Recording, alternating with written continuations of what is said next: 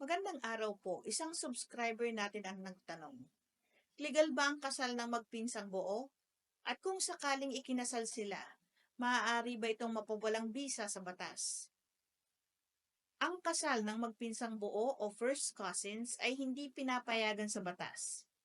Ayon sa Family Code of the Philippines, Article 38, ang kasal sa pagitan ng collateral blood relatives, whether legitimate or illegitimate, up to the fourth civil degree ay void from the beginning o walang bisa mulat sa poll.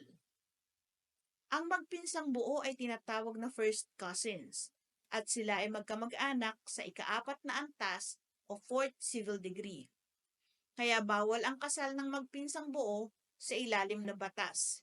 Ito ay labag sa public policy at ang kasal ay null and void.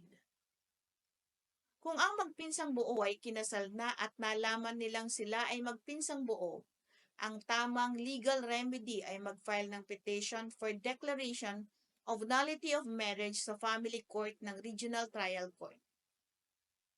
Ang mga karaniwang kailangan ihanda ay ang kopya ng marriage certificate, birth certificates ng parehong parties para patunayan ang relasyon nila, at judicial affidavit at petition drafted by a lawyer.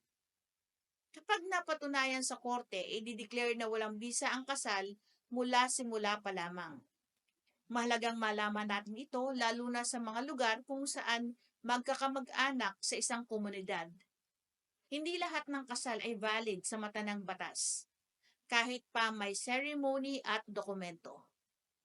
Kung may tanong ka rin tungkol sa iyong kasal o sa legalidad ng isang relationship, i-comment lang ang tanong mo below. Mag-like, subscribe, at i-share ito sa mga kaibigan o kamag-anak na maaaring maapektuhan ng ganitong sitwasyon. Hanggang sa susunod pong video, patuloy po kayong manood, magtanong at matuto ng tungkol sa batas. Magandang araw po, ako si Attorney Claribel Lucila.